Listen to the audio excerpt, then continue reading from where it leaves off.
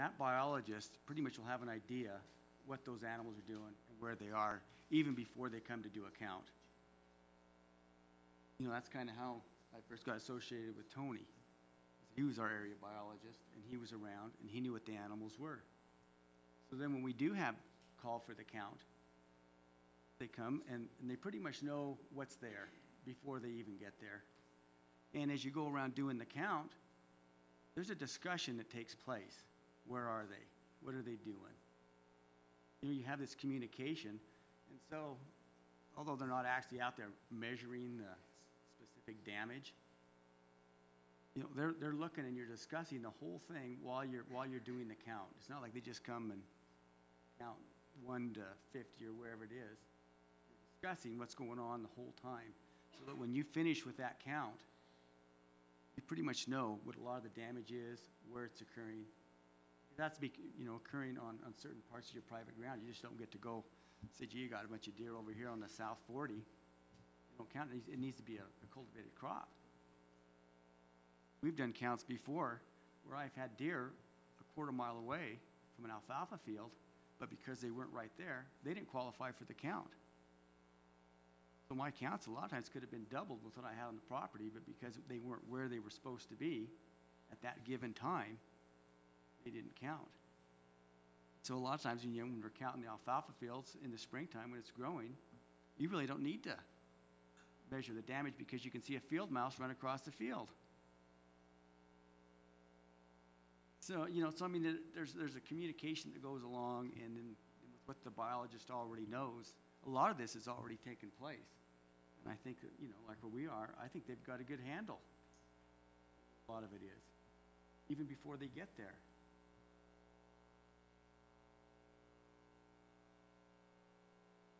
Commissioner McNinch, and then did you have something too?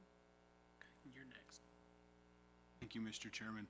So the one term that I haven't heard is, and maybe I'm in a different place, is the concept of tolerance.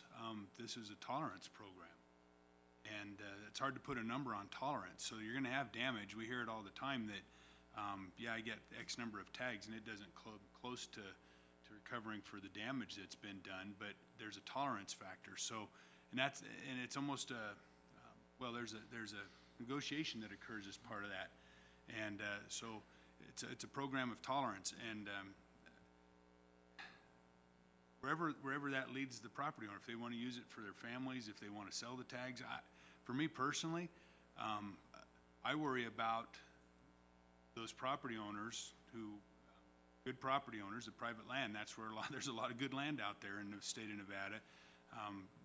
A lot of high quality places that that our wildlife depends on, and without them participating in the program, I worry about it because they've got tolerance for wildlife being on their property. So with that in mind, I have a real quick question. What happens if a landowner says, you know what, I'm not tolerant of the program anymore?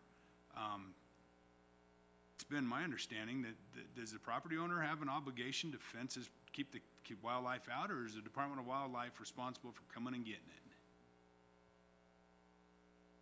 Mr. Chairman, Commissioner McNinch, the department does bear some responsibility for addressing those landowner complaints. And so in some instances, prior to my tenure here with Nevada, it's my understanding that there have been some hunts, or even beyond a hunt, just an effort to remove the deer that are in a particular area. There was, and it wasn't a real fun situation. And this one went beyond that. Let me put it to you this way. We got a call from the governor. It's the only time that he'd ever stepped in, and he basically said, hey, where we're headed here isn't real, it's going to be hard to stomach, and I'm asking the commission to go take another shot at it and see if we can work something out with the landowner, which we did. We're able to handle it over a couple-year period, but it was kind of an ugly situation there. The concept of shooting 400 deer out of a field wasn't real palatable. But we were fortunate that the property owner wanted to work with us, and we were able to get it taken care of. But not to mention the loss of the use of the habitat by the animals. I mean, that's what we're really that we do worry about, whether it's all the time or part of the time.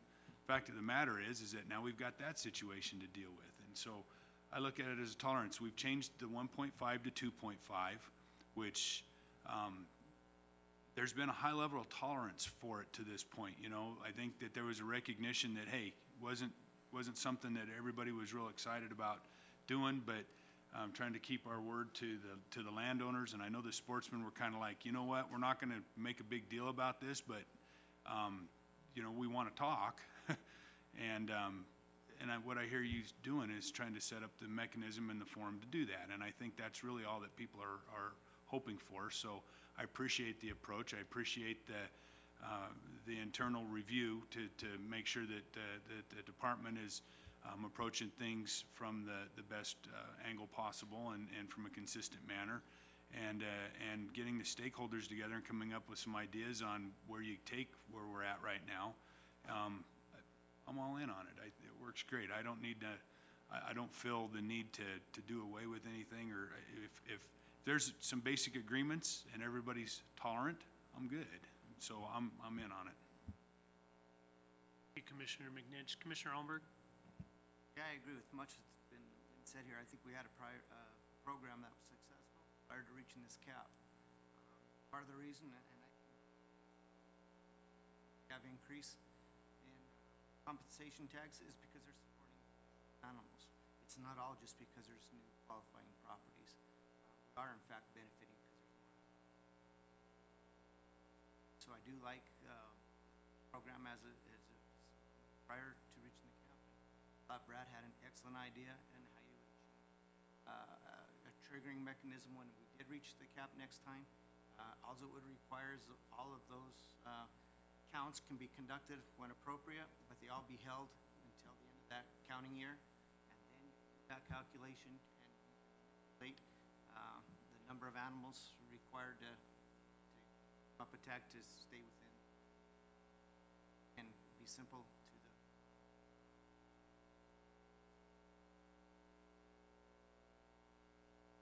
Commissioner Hubbs?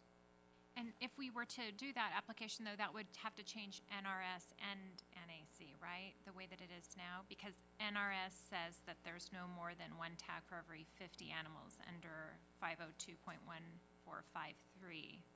And then again, we duplicate that in our code. So if we did the strict number, I think we might have to change both.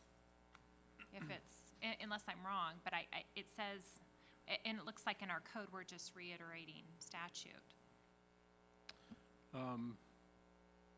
Mr. Chairman, Commissioner Hubbs, depending on what particular change the commission would choose to pursue, if we were to, depending on how the commission chose to move forward, that you're correct. Right now, with NRS, you cannot offer more than one per 50. So if you had one per 75, if the commission chose to go to 1 to 75, that would be consistent with statute. But if you wanted to go to 1 to 25, that would not. Commissioner Johnson, and then I think we need to take it out to public comment because we could kick this back and forth all afternoon. Fair enough. I just wanted to share this because I pulled up this article from 2002 from Western Hunter. It's on the landowner tags in Nevada. And it talks about the tags do not prevent deer or antelope from continuing to cause damage, but the sales of the tags have certainly purchased landowner tolerance. And then the article goes on, some sportsmen criticize the program as an incentive for hobby ranchers to set up new alfalfa operations. So it seems to me what we're discussing now has been discussed for a long time. It's the same issues. And take a step back a little bit, I think the thing I want to reiterate is that ag properties support wildlife. And bench voiced it very well, and it's funny that it's the exact same word, purchasing tolerance. And if I don't hear a big push from the people participating in the program that they want it revamped, also I want to jeopardize the tolerance that we have purchased through the program.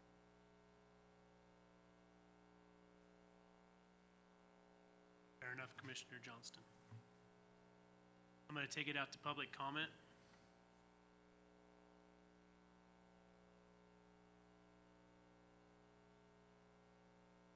Chairman Wallace, if I could ask your pleasure, I submitted to you guys my cab comments. And what I'd like to do right now, because listening to this conversation, I thought of several things I'd like to put out to the public and to you.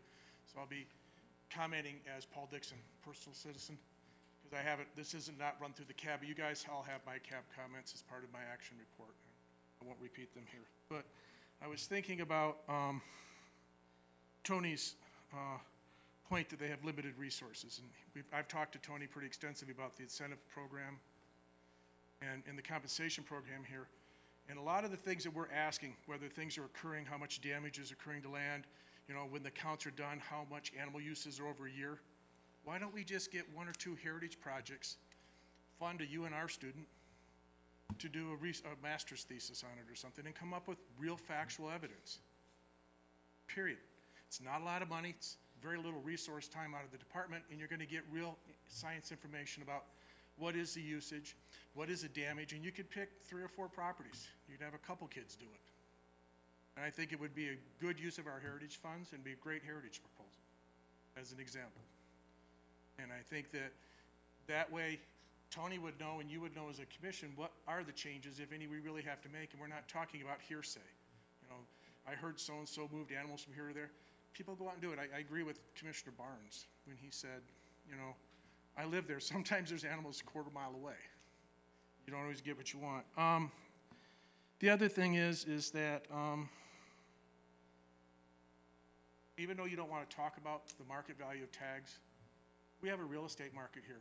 Real estate agents are capped at how much money they can charge a client, correct, in the sale of a house. It's law. Why don't we just say, I don't mind a rancher going and getting a guide or somebody or a secondary guide to sell his tags, but we just cap, this commission could cap and say, you can only sell a tag. Once you pay the rancher, the profit that can be made by that person selling the tag is X. You put X of whatever you want. But that's very easy for this commission to do. And it takes away the concern that Commissioner Young has, and it doesn't stop the guides from selling and doing things, but it puts more fair and equitable about whether the guide makes more money than the rancher, as some people have said here on the thing. So just a thoughts I'm throwing out here.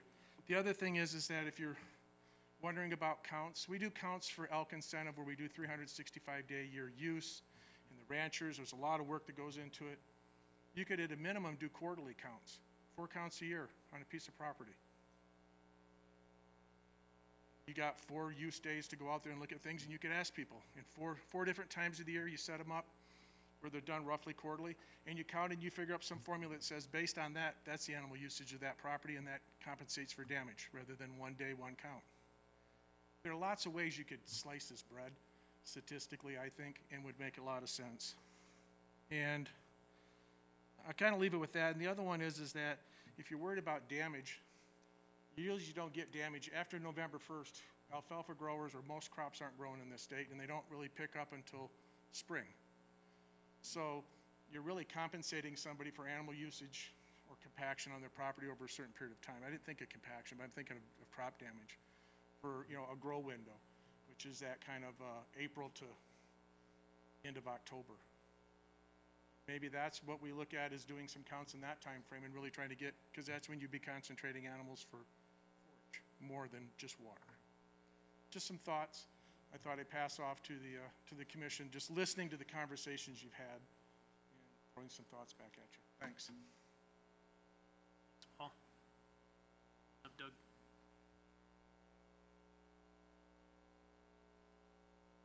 Mr. Chairman, members of the commission, for the record, Doug Busselman, Nevada Farm Bureau. We are very interested in working with the department, with the commission, with the county game boards, with the sportsmen, and we would be more than happy to help promote regional meetings to have stakeholders come and to share their thoughts, experiences, and ideas on how the program might be able to be improved. Over the history of this program, it has not only been able to buy tolerance by landowners, but it's also established relationships that are every bit as important as the compensation that goes with that in terms of the requirements for gaining access and other kinds of provisions that are part of the law.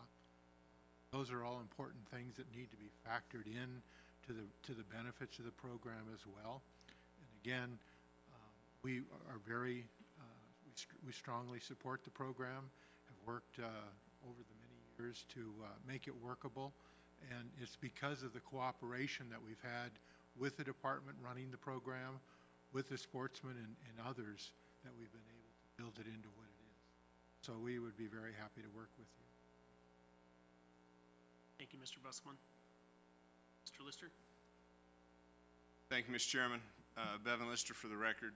I'm also Vice President of Nevada Farm Bureau and a greedy rancher. I participate in the landowner program.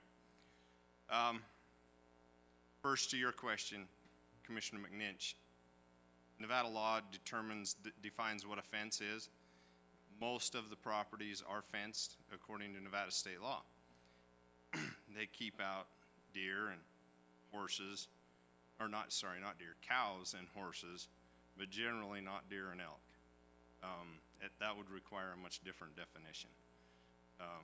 Please don't do that, that's very expensive. And hard on the wildlife. Like you stated very well, this program doesn't cost the Department of Wildlife anything other than a few hours for counts. But it buys tremendous tolerance and tremendous wildlife habitat for the building and strengthening of the herds.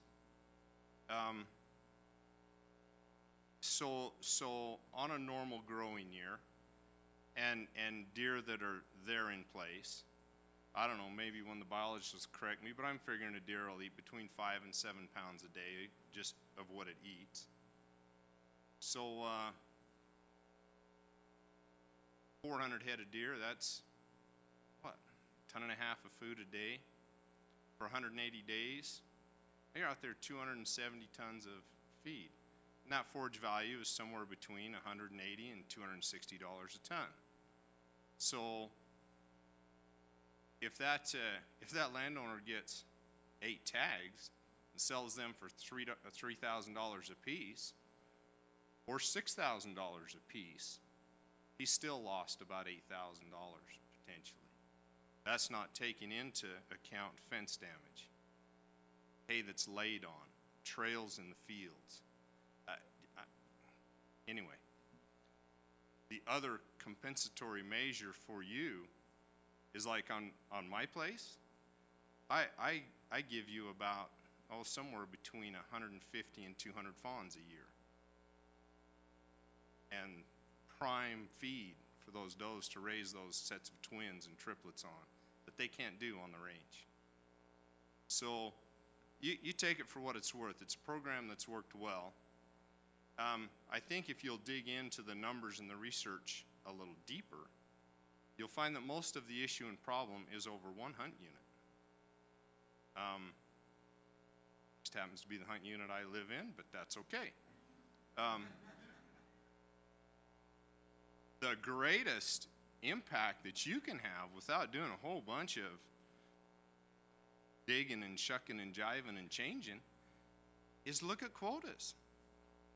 You've got a draw quota set in that unit for, I don't know, it's 160, something like that. We keep going the trajectory we're on. Probably in 10 years there will be more landowner tags than will be draw tags. I have a hard time making sense of that.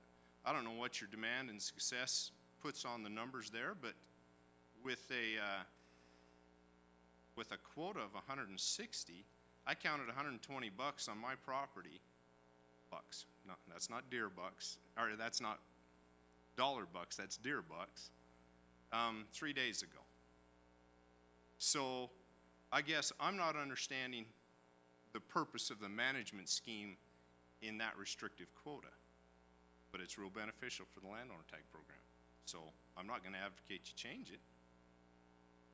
Because as long as that quota is held unnaturally low, the value of the tags remain unnaturally high. So my voice to you is, it's a program that works. It has purchase tolerance. It provides a tremendous resource for our wildlife. Changes to it that minimize the ability of that farmer rancher to make a living and to continue operating eventually will damage that wildlife habitat. So take that for what it's worth. Thank you. Thank you, Mr. Lister. Further public comment? Mr. Casanelli?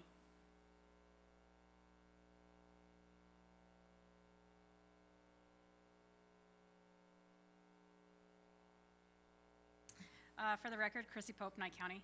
I just want to throw out there that I really do think that this is a good program. Living in central Nevada, we don't have a whole lot of ranches, so we don't have the people complaining and stuff like that. But we do have 2 ranches out by 5 Mile that have generously donated their antelope tag. I think the guy gets 1. Maybe he got 2 this year or something, but last year he generously donated his antelope tag to me for the Rocky Mountain Elk Foundation because I'm the chairman there. We used that tag, we auctioned it off, and we turned around and put that money back on the ground with the juniper cut and stuff like that down in central Nevada. So unfortunately, we do have our bad ranchers and sportsmen and stuff like that, but you know, and I asked the guy, you know, when we auction this off, do you want a percentage of this? Do you want to do like a 50-50 raffle or something? And because I knew that he was going to be taking a loss, and he didn't.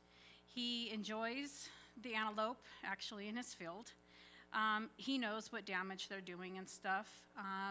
He's grateful that he can give back along with taking a loss. And he doesn't have, you know, hundreds of thousands of acres or nothing like that, and maybe he isn't seeing the damage that other ranchers do have and stuff, so he's not looking for a $30,000 resale or anything. But I think that was just the, you know, the type of guy that he was and stuff. He's got grandkids that live out there on the ranch, and they wake up and see the antelope out there too and stuff, so it really is a good program. We do have to give back to the ranchers. We are here for wildlife. You know, I want to continue to hunt, and I want my girls to hunt too and stuff, and we do need the animals out there, and the ranchers do help support that. Fine-tuning it, I think, is what we need, but I think it's a great program, and I appreciate the ranchers. That's all I have. Thank you, Ms. Pope. Mr. Casanelli? For the record, Tom Casanelli with Humboldt County.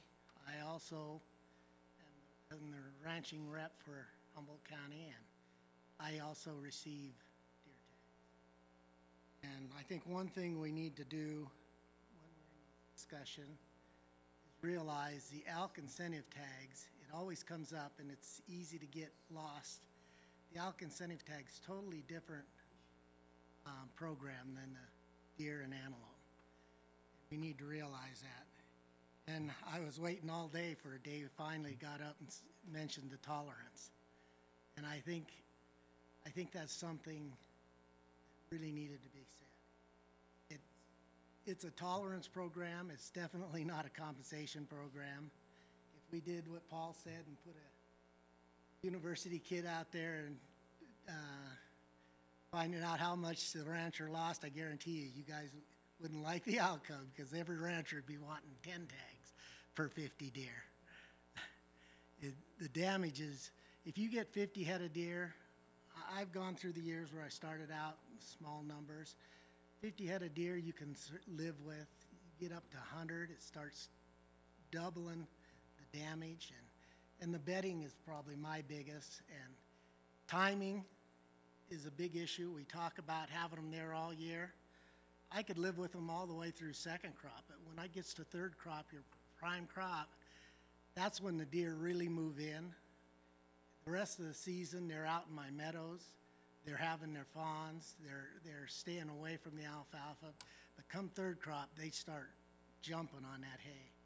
I get my hay just about ready to cut, and they come in and top that thing right off, the whole field, not just, and you guys should go out to these places and look what happens. As they top it, it stops the growth of the alfalfa. I've never figured it out, but I guarantee you it's a lot more than what we get for these tags. Program we have has worked good. It originated in Humboldt County, I believe. It started over, Drake was a big pusher for getting it through the legislature. And it's grown since then. It's been tweaked a lot. Come down to the 50 head of deer. If we go below that, I think it would really create a problem. If you started giving tags for 45, 30, 20, there'd be so many tags, there wouldn't be any left for the sportsman. Because there is a little bit of tolerance that we have to give. That first 50, I think, does it. The prices, I got that down here. The guide, it's what we do right now. You give guide tags. Why do you give a guide tag? He's selling his guide service. He's not selling. He's selling the 50,000 cameras he's got on every water hole and taking pictures. It's not the tag that he's going to get that tag somehow. Yeah, but he's going to get tags anyway, and it's no different than the tag, the guide tags. They sell them for high prices. It's just something we live with, and I don't get that kind of price, but I don't begrudge the guy that does. I hear stories of these guys that put in alfalfa for get tags. He's got to be pretty enterprising because it's a lot of work to get one or two tags out of a field of alfalfa. I go, give more power to him. He thinks he's making money. I think he's spinning his wheels. He should go buy them from somebody else.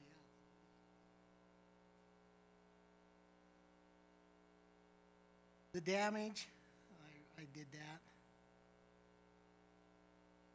As far as the caps, I think we need to be tougher on our counts. Got to make sure that the damage is there. Got to make sure they're counted on agriculture land. I know it's hard. We got to train these young kids that go out, and they should have somebody backing them that takes the heat, because they come to a guy like me that maybe a butthead, and he's out there in the field with me at night, and I go, God, we got to wait a little longer. They're going to be coming in. That just don't work. We have some guys that are pretty staunch on that stuff, and it seems to work in those areas. So I think getting the department to be a little tougher on the counts and make sure that they're where the damage is being done. You know, there's 50 head in my grass field.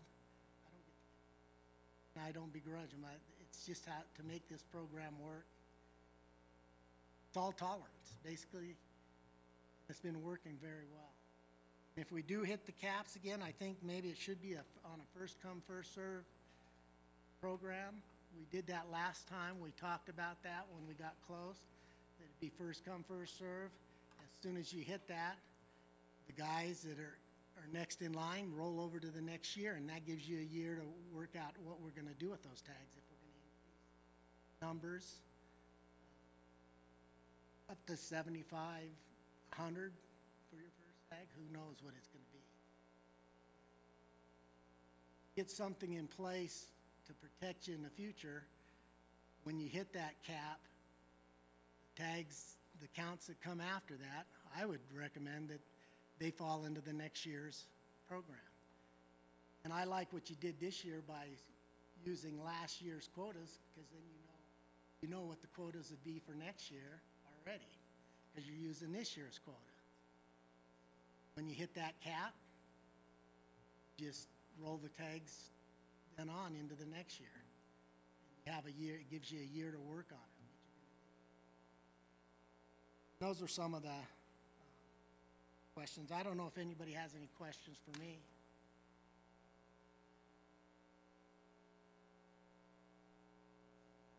I don't see any, Tom, but I appreciate you coming up and sharing that with us because it's nice to get a firsthand perspective on some of that stuff. Thank you. Mr. Yannick? Chairman, for the record, Gil Yannick. Commissioner Young got my attention when he talked about people spending $3,000, $6,000 for a tag. Some people get tags, some people get 10 tags. People reporting the income from the tags. Notice about how many tags we give away. Are we a party to perpetrating a fraud somewhere? People not reporting their income? I mean, I've done tax returns for farmers locally, and they write off, you know, they got losses, you know, deer, you know, animals come in, destroy saleable product, take a loss. You got income from the tags to balance out. That's why we're giving them the tags, right? To compensate them for damage. They sell it for more than their damage, they got income. Are they reporting it? IRS know that they got the tag? I don't know.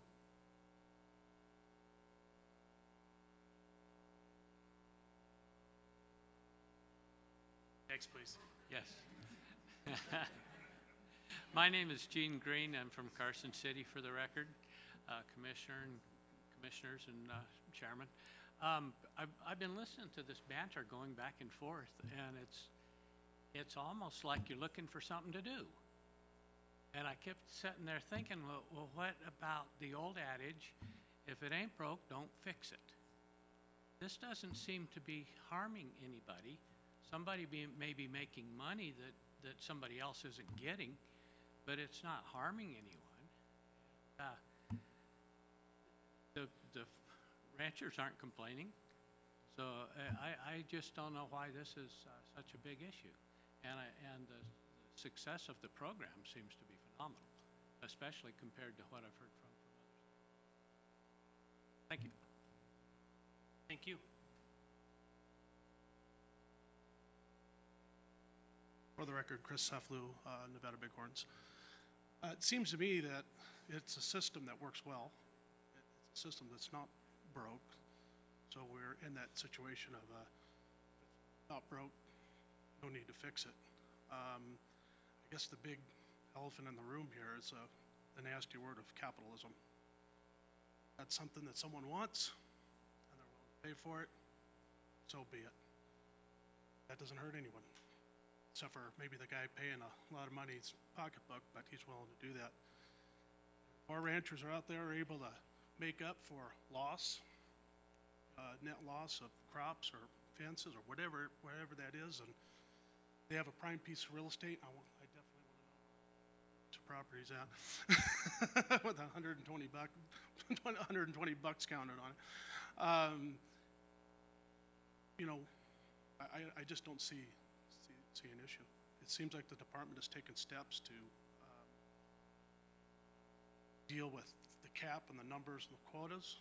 I'll also say our organization, NDOW, has benefited from landowner tags that have been donated to us, that we've been able to auction off for an ungodly amount of money.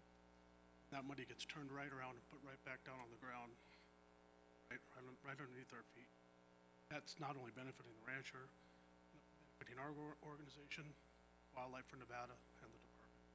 That's all I have. Thank you. Thank you, Chris. Mr. Morai. Pete Morai for the record. This is kind of a difficult one for me because it's possible that we do have wildlife on our property, and we've never participated in this program. And I want to commend the department and the legislature and all of those people that were behind the scenes in getting that cap from 1.5 to 2.5. Because the thing that sticks out in my mind is that when we found the deficit in the tags, I believe Mr. Wakeling said it was around February, everybody was scrambling to decide what to do. Now, keep in mind, those who qualified for those tags were based on the previous year's count. So those tags, whatever the system was, or whatever the system is, those tags were already qualified for. So if you would have had to use the option that we're going to do a first come, first serve, or you're not going to be able to get as many tags, or we're going to change the number, whatever, we'd have been going back on the deal. So I'm very thankful that we ended up where we were. So in moving forward, from what I'm hearing, that's why I love this commission. You guys are all asking the right questions. You guys are consciously trying to do the right thing. From appearances to me, there are different concerns, different issues, but I think one thing that you keep in mind when you try to figure out maybe in the big picture what the right thing to do is, what's the best for the wildlife? The vast majority of the ranchers, landowners are not utilizing this program and could be. Speaking for my ranch, our family ranch, to use it as an example, there's numerous wildlife. I counted 76 antelope leaving our field just a few days ago. I don't mind seeing them there. I do know the consequence. They're mashing hay down, they're bedding down on it, they're eating it. Up to this point, we've chosen to tolerate that. This program buys tolerance. And I think that's even more important than the monetary value that people are trying to place on the tags or what the benefits are. So I guess in closing is that I know that there are issues. I know that not everyone is, maybe there is some gaming of the program. The vast majority of the people that are utilizing the program are doing it with a clear conscience. Those that are not utilizing the program are providing a lot of groceries for the animals that are there. Thank you, Mr. Morai. Further public comment? Seeing none, I'll bring it back to the commission. Commissioner Valentine. Mr. Chairman, I sat back and listened to a lot of commentary and some great ideas being passed around. And one of the reasons I didn't participate very much is because, well, at all, is the fact that one of the words that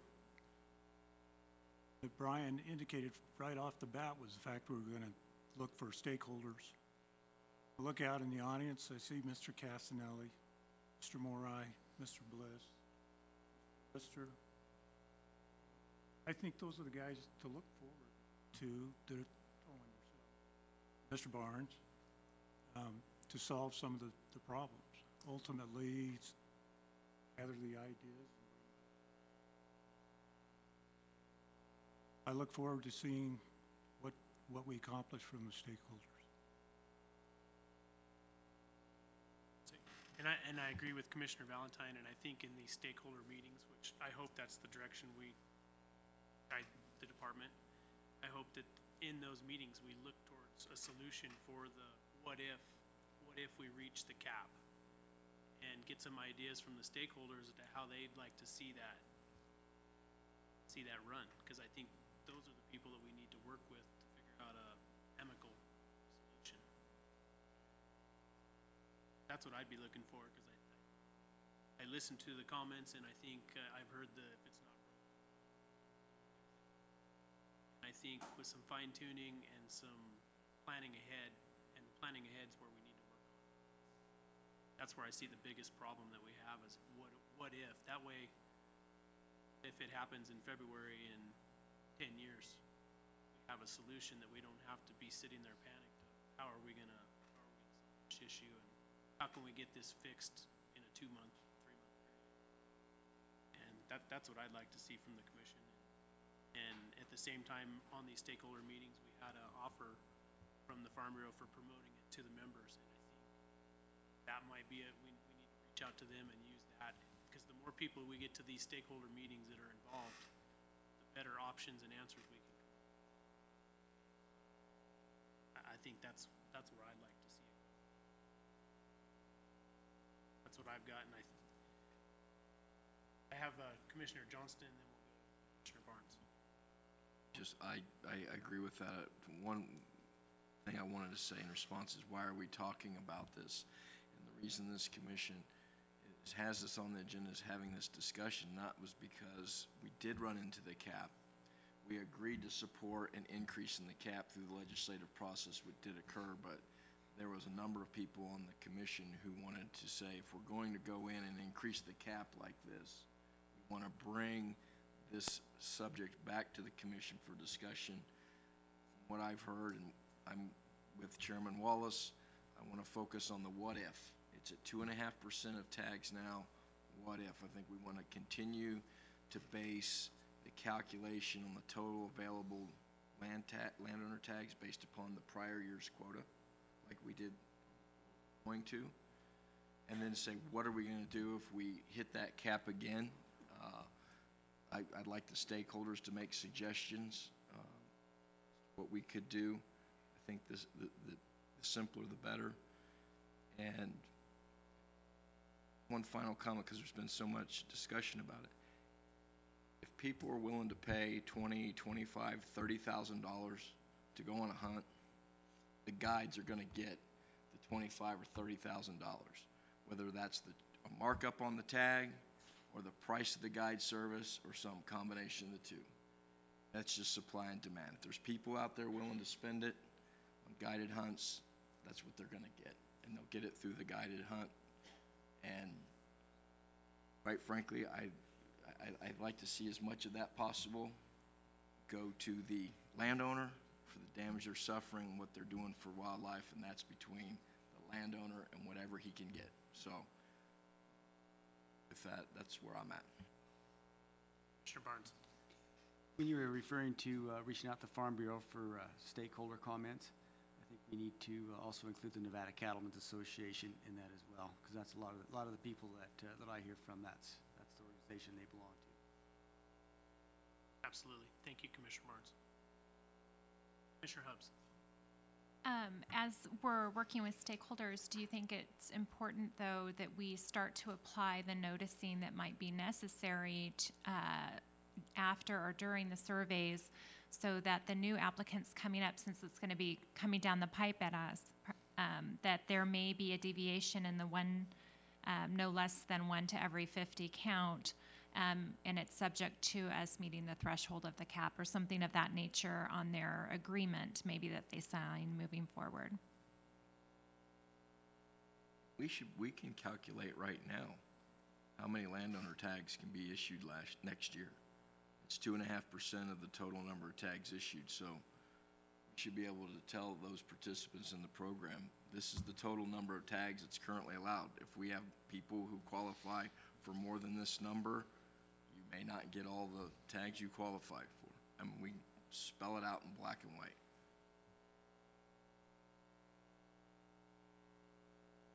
Further commission comments? Commissioner Hubbs?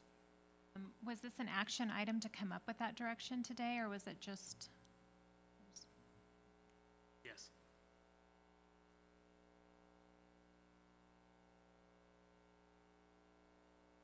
Anything further from the commission?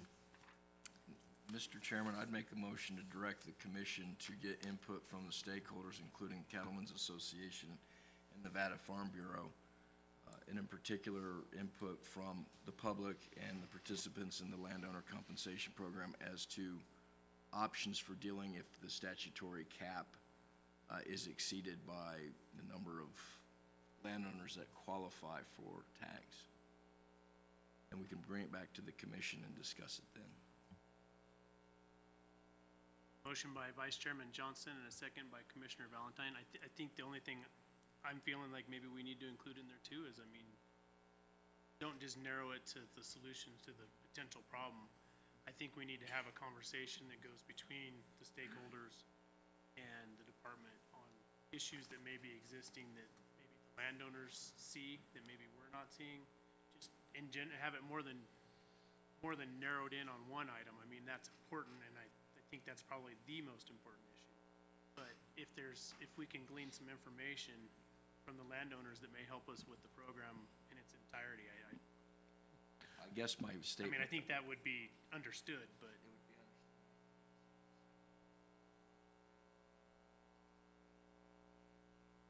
I don't path of wholesale change of a program that works.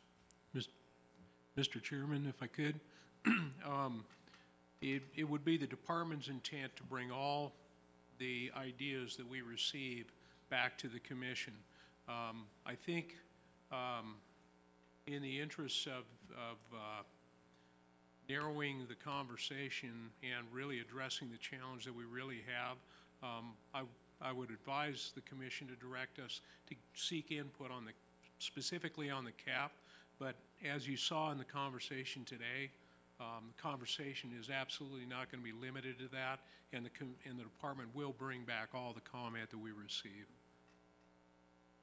Commissioner McNinch. Thank you, Mr. Chairman. In the motion, I think you may have referenced the commission to direct the commission. So I just, for technicality purposes, I think your reference was to direct the department. Yes, I'm sorry. Okay, I just wanted to. I just wanted to interject really quickly. Should we include in the motion as well that we, upon the future surveys, that there's a notice to the stakeholders involved that their quota is subject to this determination moving forward, because the surveys upcoming are going to impact the number of tags issued a year out? Vice Chairman Johnston, do you have a comment on that? I'm fine with that. I want that communication to begin immediately, if it can. If I need to include that in the motion, to give direction to the department that communication to the participants needs to occur now in terms of what the statutory cap is and how there may not be a sufficient number of landowner tags to fill the total number that are qualified for. That should be part of it. Second, agreeable to that. Commissioner Young. For information, one of the comments Pete made, and I believe it to be true, is that the vast majority of ranchers and farmers that could participate in this do not at all. Is that correct, Pete? Does the Farm Bureau and the Nevada Cattlemen's Association have a percentile? I mean, that would, if the participation continues to rise at the rate that it is, or the numbers continue to increase, we're going to run up against it pretty easy. And why is it that the vast majority don't participate? What's the impetus for that? I'd kind of like to know that as we go into this, Brian, and studying this. So there's got to be reasons for it. I don't know if we really could get an answer on that. I think that's a pretty tough call on how many people that potential. I mean, I don't disagree with Mr. Morai, but I think the tolerance, some ranchers and farmers are going to have a lot larger tolerance than others. And to judge that or to try and figure out who might be interested somewhere down the road, I think that's a pretty tough way to go. Mr. Chairman, if I may, Brian Wakeling for the record. For the intent that Commissioner Hubbs has indicated that we would want to include on all future forums clear acknowledgement, and Commissioner Johnson also brought that up earlier. We will be amending the forms to do that. We will be amending the forms to ensure that we have multiple levels of approval, so that we've got the accounting as well. But I would point out for the current year, we may already, some of those forms may already be out. And so it would be our intent for this year to contact each of the landowners that we've already got in the process and make sure that we can inform them of this, and so that they'll have a clear indication of what the permit quota cap will be, and that if we exceed that, there would be a process that would need to be followed. Okay, thank you, Mr. Wakeling. I have a motion on the table by Vice Chairman Johnston and a second by Commissioner Valentine. Is there any further discussion before I call for the question? Seeing none, I'll call for the question. All in favor, say aye. Aye. Opposed? Hearing none, motion passes unanimously, 8-0. And that will close agenda item number 19B, and we'll move to agenda item number 20, wildfire update. Thank you, Mr. Wakeling. Wildfire update, Habitat Division Administrator Alan Janae and Game Division Administrator Brian Wakeling for possible action.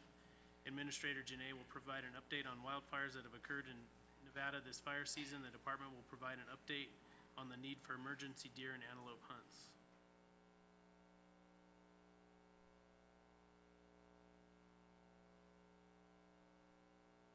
Mr. Janae. Great. Thank you, Chairman Wallace, members of the commission. For the record, Alan Janae, Habitat Division Chief.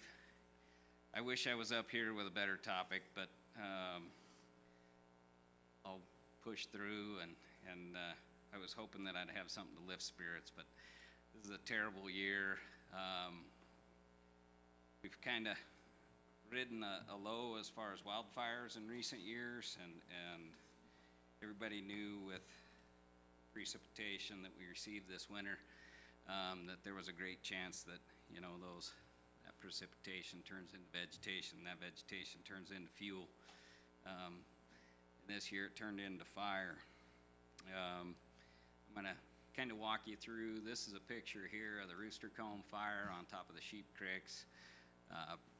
Chief Brian Wakeling will be going through some of the impacts to the deer, sheep, and antelope on this area.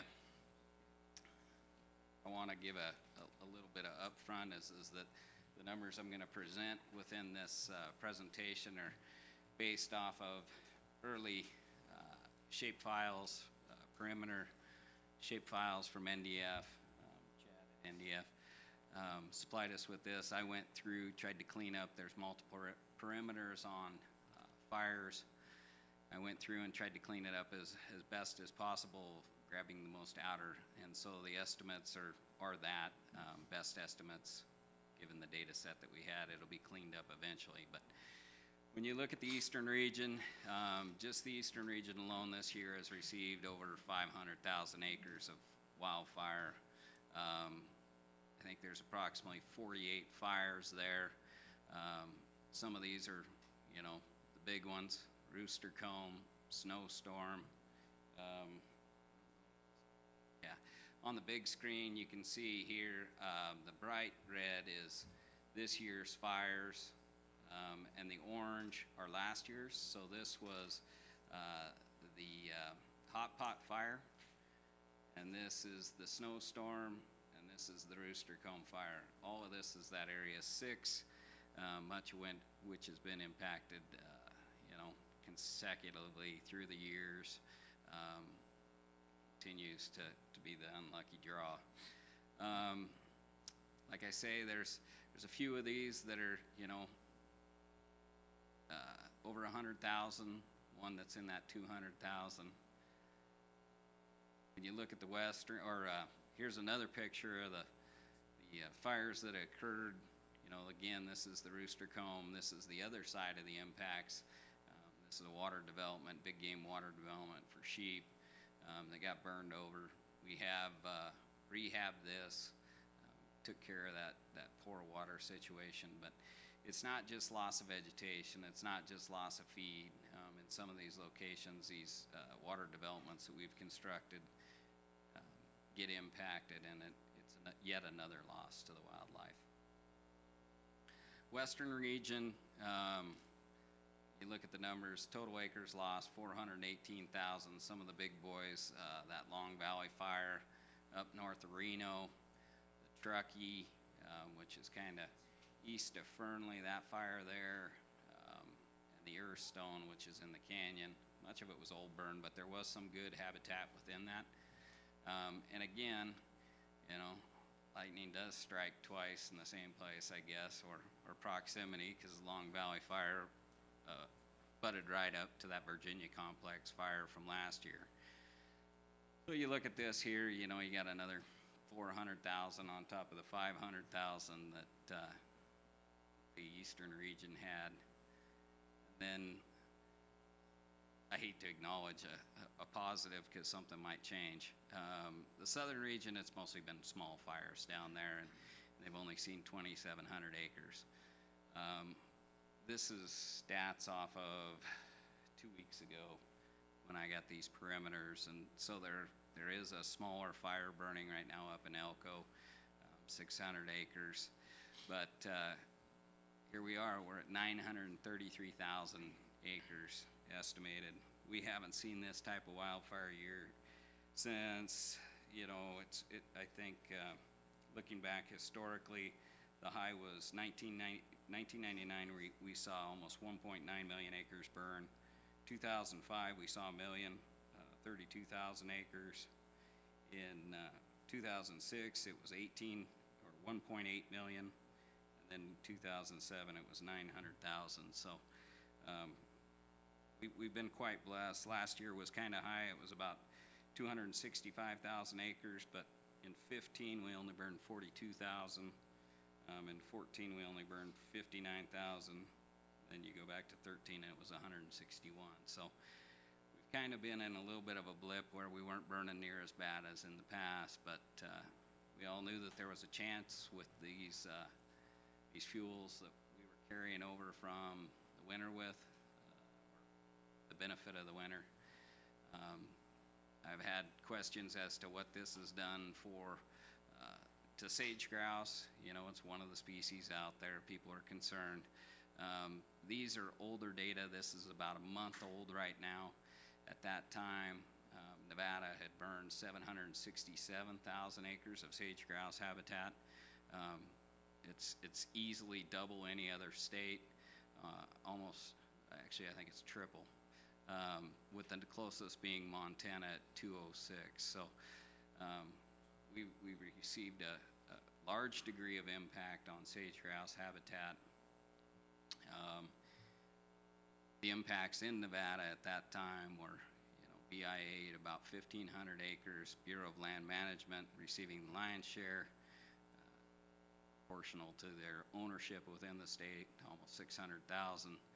But private lands also received 168,000 acres of impact. So, last slide. So it has been a tough year. If anybody wants any zoomed in images of those fires, I can provide those. There's websites such as Geomac and InsaWeb that you can go to online, and you can kind of keep track of what's going on. But it's been a heck of a fire year. We are actively working with land management agencies to provide input into the emergency stabilization and rehabilitation plans. Oftentimes we get the question of, are you guys doing anything? What are you doing? What are you doing? We're pursuing conversations with seed vendors that we have in the past, bought seed from, making sure that, you know, we're kind of at the top of their list. We're already buying, meeting with BLM to get in. Initially, when a fire burns, there's a 21-day period that you must get into the plan, and then that kind of sets the ESR plan for that area. So if we don't have our biologists inputting into that process, then an opportunity for wildlife may not get incorporated into the plan. And so we've been having our folks, our game and habitat division biologists, inputting into this process to make sure that we're getting into the plan opportunities for wildlife. many of the people in here, the NGOs, sportsmen, we're already having conversations. I've had lots of solicited and unsolicited conversations about funding for seed. It's going to be a heck of a year. More than likely, well, I know, because we never do, we won't be able to seed it all, but we'll work with the land management agencies to figure out where they're going to be able to put seed, work with landowners, figure out where the wildlife priorities on the landscape are, and we'll focus our efforts there. It's the best that we can do, and it's a lot better when we come at it as a partnership. I can't say enough of the NGOs and other agencies, that pooling of funds, that pooling of resources, you know, working with BLM and being able to throw the same seed in the same hopper and fly it seamlessly across the landscape, regardless of ownership, working with the private landowners and the ability to seed their properties. That's what makes this successful. I guess if I can leave on a high point before I hand it off to Brian is that maybe by luck, maybe we got one wet winter, maybe we can get a second one, and the seed will stand as good a chance as possible.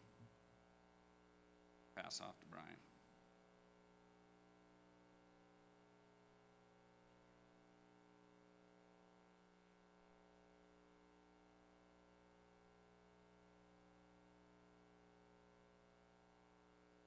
Thank you, Alan. Mr. Chairman, members of the commission, Brian Wakeling, Game Chief with Nevada Department of Wildlife. I'd like to talk a little bit more specifically about the effects of a couple of those larger fires on some of our wildlife and seek your endorsement on a proposed management action as a result of the cumulative effects of fires from last year and this year. It's been an active fire year. The units want to speak about specifically are units 071, 073. 3 fires that have occurred there already this year, 39,400 acres as of August 3rd. And then units 062, 067, and 068. We've had at least 4 fires in that area, almost 375,000 acres by the same time. We've also mentioned the cumulative effects from last year, Hot Pot and Eisenhood fires. Just the Hot Pot alone was 122,000 acres last year. The department came to the commission and sought endorsement of a management action, 2 500 tag antlerless deer seasons last year. And when the fires started this year, almost immediately there was a lot of concern about whether or not the agency would be proposing something similar. Last year we had proposed a couple of hunts. We implemented those, and the harvest wasn't as great as what had initially been anticipated, but I view that as partially a success story because of the way the seasons were structured. Unless the deer were moved down into that area during the winter months, as a result of a severe winter, we didn't have that same effect happen, and so we had somewhat of a lighter harvest. It was something that we intended to keep our eyes on this year. We came into the quota season this year, a very good winter, good overwinter survival. We were optimistic, which we tend to be at that time of year. So I want to speak just a little bit about the units of concern. When we speak about the 07 series, basically we're looking to the kind of the center right of the graph. I'm going to go ahead and use it on the front one since it actually will appear there. It does not look like there is as much of an effect on the habitat there, but in this area we typically have several hundred and sometimes several thousand pronghorn spend their winters here. One of the challenges because of this, it doesn't really show up, but there's also a lot of private inholdings here, and there's the highway and on the railway that occurs in that area as well. When we look over in the 06 area, you can certainly see the effect of the Eisenhood of previous year, rooster comb snowstorms. It's come to our attention that we probably shouldn't let BLM actually name these because they can't really associate the name with where the actual landmark truly is, but they came close. So some of our challenges, as I mentioned, pronghorn concentrate along the Interstate 80 between the Mountain City Highway and the Deeth-Charleston Road. About 1,000 spend their winters there. 062, 067, 068. The pronghorn and deer concentrations typically south and west of the Sheep Creeks and portions of 066. We can have 500 to 700 pronghorns spend their winter on the east side, and another 600 to 700 on the southern edge of that Oahe Desert. And 4,000, maybe as many as 6,000 mule deer winter in that overall area that we demonstrated earlier. So this is some of the movements that we typically see. This is pronghorn, and again, not the best demonstration, but you can see the black lines indicate where we see the pronghorn move into these areas and where they tend to come from. And so it illustrates the challenges that we have with the animals moving into the area, especially with the loss of some of that area that pretty severely hit. And this looking at the Area 6 mule deer migrations, where they come from and where they wind up. Oftentimes, again, in this situation, they're going to be relying on where they were with fires from previous years, which have not completely recovered at this point in time either. So our overall objectives is to establish an emergency season for both pronghorn and for mule deer. What we want to do is reduce the overwinter numbers. What the reduction does is, if you've got a finite amount of forage on the resource, the number of animals that are dependent upon that resource, if you can reduce the number, you improve the likelihood that you're going to have animals survive the winter under a better body condition, better able to support young in the upcoming year. We don't know what the winters are likely to be like. We can, hope they keep saying is not a financial plan, and it's not a particularly good wildlife management plan either. While we're doing this, we're also investigating some potential translocations. We've had an ongoing request from the Colville Confederated Tribes out of Washington. We provided half of the allocation that we indicated that we would provide to them. We would seek, and we're in conversation with them currently. If they do still want those, we will be back at the September Commission meeting, looking to approve a transfer there. Similarly, the Yakima tribe has also indicated an interest, and so those are two things in addition to these management strategies we're talking about with the seasons. So what we're suggesting is a hunt structure.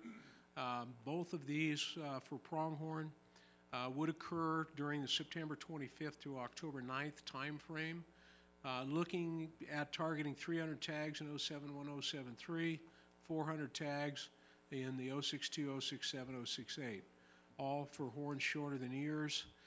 The September 25th to October 9th time frame follows the existing season for antelope, so it won't overlap the antelope. However, the tail end of that season would overlap 4 days onto the mule deer seasons. We're also proposing a mule deer hunt to overlap with an existing antlerless season. Currently there's 160 tags in each of those units, but there are two seasons. One's an early, one's a late. We would add about 350 tags to each of those hunts. Those seasons have had substantially higher quotas in the past, 500 to 800 tags, is my understanding. And we would look to hold those during the existing season so that basically you're the same type of hunter having the same type of a hunt. The department was granted the authority to have these emergency seasons during the February commission meeting when the commission approved CR 1705. The department could move forward with this without this presentation or without sharing this with the commission. However, we certainly would never intend to do so. I know that this has probably taken some of the cabs a little bit by surprise.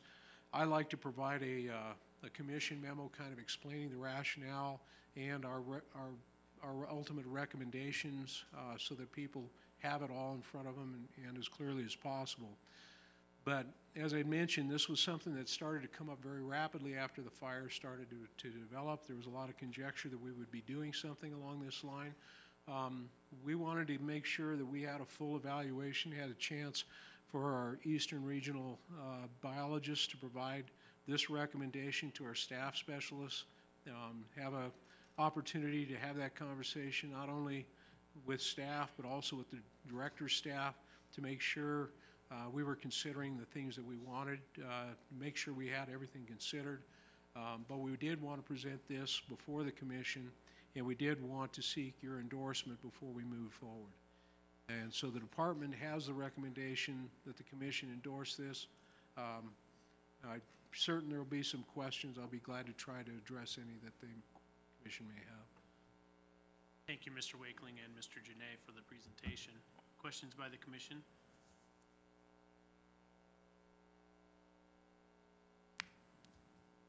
Director Wasley, do you have something?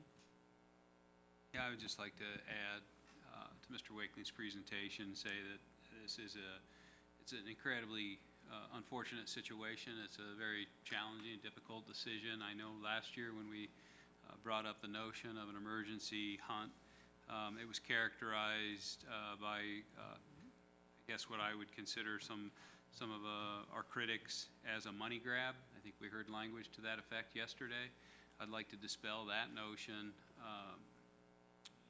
Unequivocally, this is not about revenue. This is a responsible thing to do, in our opinion, not only for what animals do depend on those winter ranges, but for the habitat itself.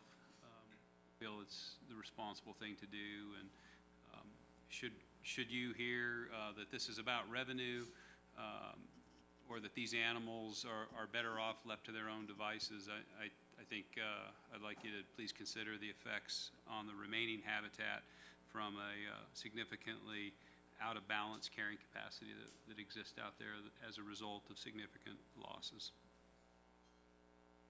Thank you, Director Wasley. Commissioner McNinch? Thank you, Mr. Chairman. So I'm not going to make a motion on this item today because it's informational. I made that mistake yesterday. So, but for the record, appreciate the proactive management, tough decisions, and for what it's worth, if we could vote on it today, you'd have my full support on it, just for whatever that's worth. It is an action item. Number 20 is an action item. Hey, I'm 0 for 2 today. And now I remember, you will have my full support today. And barring any further commission questions, I'll take it out to public comments since it's an action item. Public comment on agenda item number 20? Seeing none, I'll bring it back to the commission as an action item. I'm not making the motion, but I'll let somebody else, and I will support it. I'll make a motion to vote or to endorse a proposed plan for the wildlife pursuant to the recent burns as presented by the department today. I have a motion by Commissioner Hubbs and a second by Commissioner Olmberg. Summary to support the emergency seasons presented by the department. Is everyone clear on the motion? Comments or questions?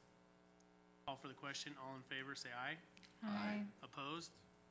Hearing none, motion passes unanimously, 8-0. Thank you, gentlemen. Close agenda item number 20. Move to agenda item 21, reports informational.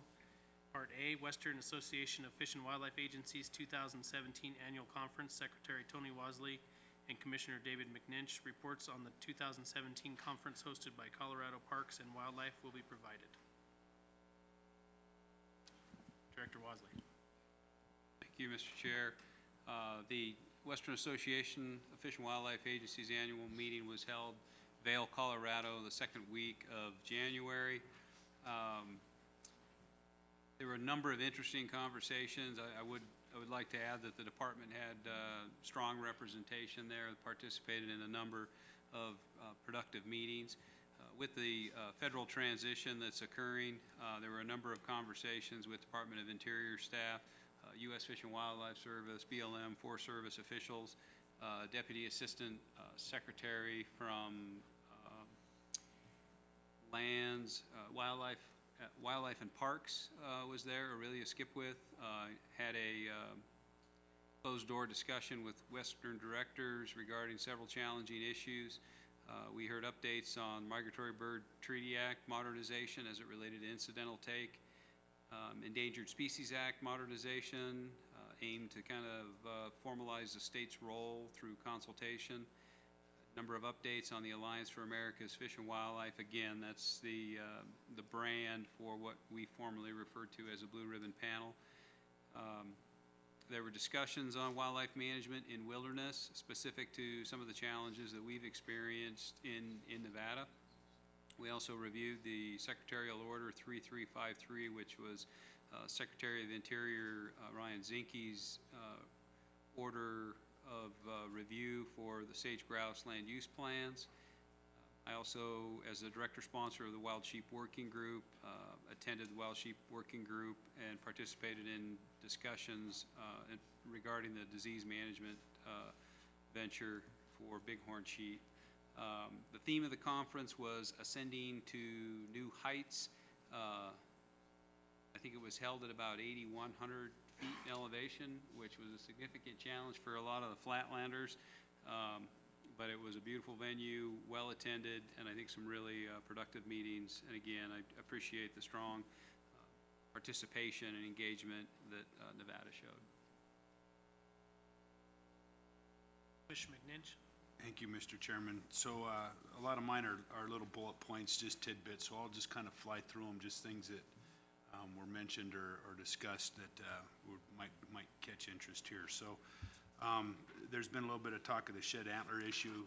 Utah is, as of that meeting, they were going to be taking this up at their September meeting. So I think that there is some discussion that's going to occur there.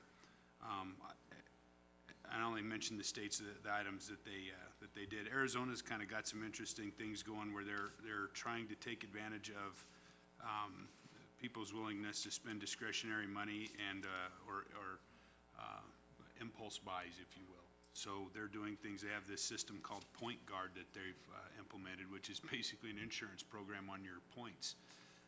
So if something happens, if you have a death in the family or if you have an injury that prevents you from going out, you have an insurance policy on your points so you don't lose them. So I thought that was some discretionary money. I thought that was interesting. And then they're trying to take advantage of impulse buys where people are willing to put $25 in to be, support a wildlife support membership. And they have a lot larger population than we do, so they probably have, there's probably a bigger bang. But the concept of discretionary money and trying to tap into that or these impulse buys was kind of an interesting thought to me, and I thought I'd throw those out. There's still issues with, this is not intended to be a poor reflection on tribes, but there are still examples of some of the tribes exercising their tribal rights under the treaty agreements. And we're not talking about tribes themselves, but individuals rather, to where they're going into other states and actually exercising what they believe to be their rights to hunt and fish and things of that nature. So it really wasn't a major topic, but there's a little bit of a simmer there with that whole issue. I mentioned it last time, and it's still kind of floating around out there. So there's an interesting thing being done by the Theodore Roosevelt Conservation Partnership. It's a sportsman's values mapping. It's kind of a human dimensions type thing where they're going out and they're trying to ID the areas that that appear to be most valued by sportsmen, and where the applicability of something like this is it might help assist with travel management plans when they come up through the Forest Service, et cetera. So kind of identifying those areas, picking your battles type of a thing, where you might have, where your sportsmen are spending a lot of time, where people are recreating and having a lot more, it's more common area, more highly used area. If there's proposed to be some changes to those areas or the availability to them, that might be a tool to help identify where you pick your battles. There were statements, there was a presentation, and gosh, I didn't write down what meeting it was in. I'd have to look a little closer at my notes, that target shooters are, it's getting to the point where target shooters are contributing very significantly to the PR side of things.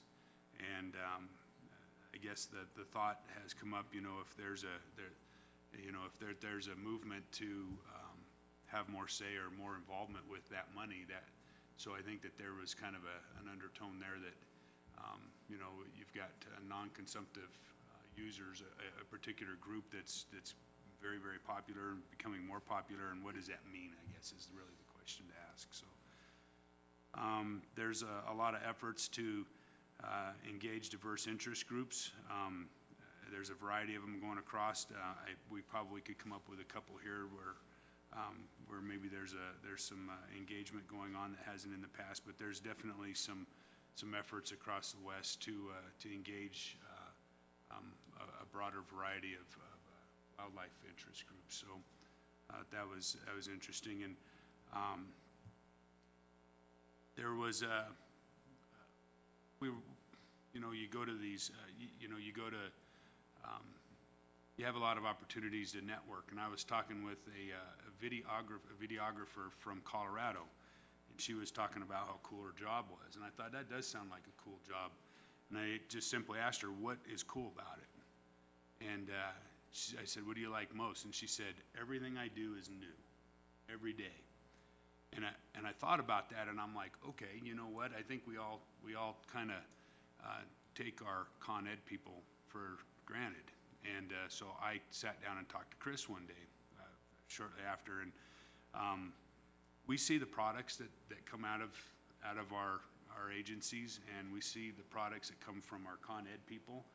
And the one thing that dawned on me, and I've been around a long time, but it had never really dawned on me, these folks are not necessarily biologists.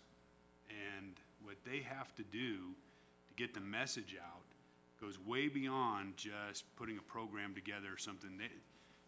They have the additional challenge of understanding in ways that they didn't necessarily go to school for, and what they've been trained in. So I sat here and I thought to myself, I would have never known that in Nevada, that was a challenge that they faced.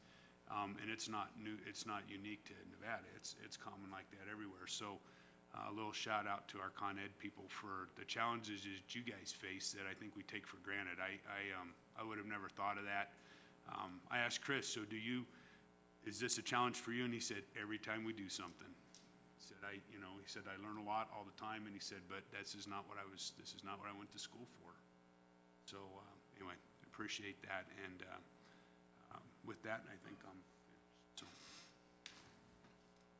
Thank you, Commissioner McNinch and Director Wasley for the report. Any questions by the commission? Okay.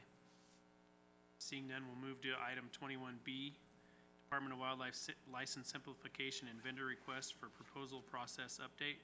Data and Technology Services Division Administrator Chet Van Dellen. An update will be provided to the Commission on the status of amendments to the Nevada Administrative Code to comply with Senate Bill 511 of the 2017 legislative season. Chet, welcome. Mr. Chair, if I might, if the Data and Technology Services Division sounds like a new division, that's because it is. I believe we shared this either in a department activity report in a previous meeting or some other means, but this is the division formerly known as the Operations Division. Chet has been our GIS coordinator for a number of years. He received the Employee of the Year award back in 2015, and we're very excited to have him in this new role for him.